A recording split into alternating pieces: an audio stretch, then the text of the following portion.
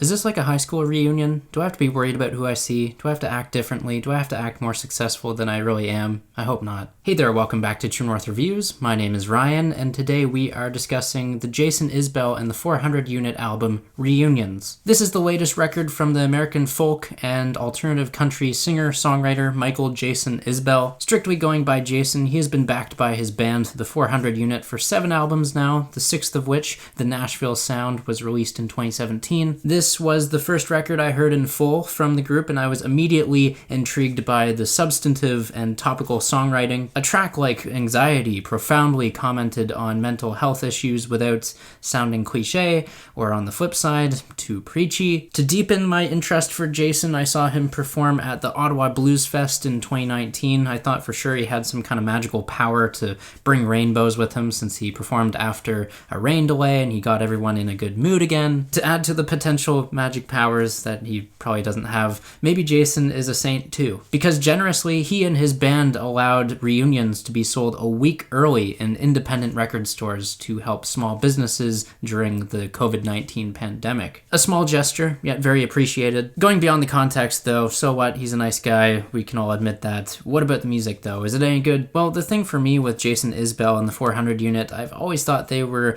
a good solid folksy rock group, usually on the cusp of something great, and fortunately for this new record over here, that might be what just pushes them to that level of greatness. Very quietly, Reunions became one of my most anticipated albums of the year, and that's part and parcel to the singles and how they landed on multiple playlists of mine. I kind of forgot about them, would rediscover them, play them a bunch, and fall in love again. It's a beautiful story. You had to be there to understand. Anyways, I was introduced to this project with the extensively lengthy single, What Have I Done to Help, which, being 6.5 minutes long and extremely repetitive, you might think it would run its course by the midway point, but thankfully we have musicianship and a veteran status to keep things lively and fresh, even with the rudimentary guitar strumming. Another song to praise came in the form of the lead single, Be Afraid, which is absolutely deserving of its lead role for this album. Essentially, it rumps and thumps as a rock song that likens itself to Neil Young. I love the rustic mixing of the drums and the lyrical encouragement to tell you to be afraid, but still go through with what you're doing, especially when you know the truth and you see the mistreatment in others. And just like the voices that go unheard on that track, Be Afraid,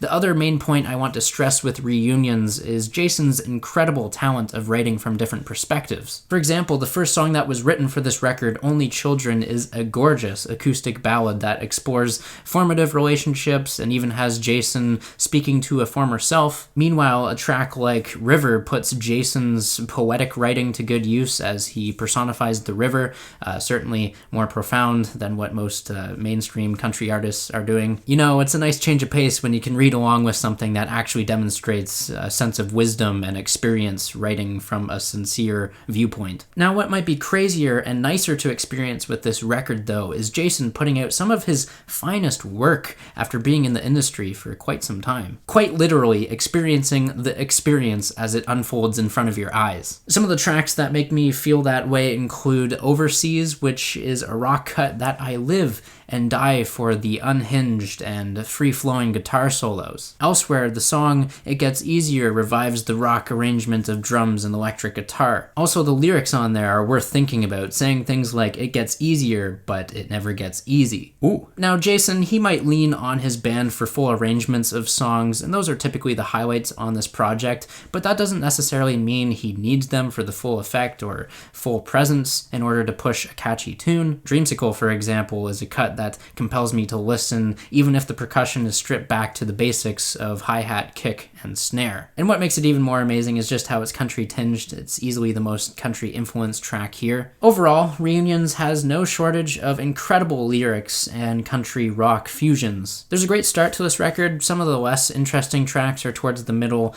Some of the acoustic ballads are somewhat compelling, nothing super special. Again, not without their great lyrics though. The song Letting You Go actually has a quite descriptive and extremely relatable story to it that you'll appreciate if you're a parent. Other random side notes, the band has a great deal of chemistry with Jason, no matter the mood. In particular, Amanda Shires kills it with her backup vocals that always seem to supplement a good melody. Maybe it's just me, maybe I'm too fond of Jason's somewhat raspy vocal tone.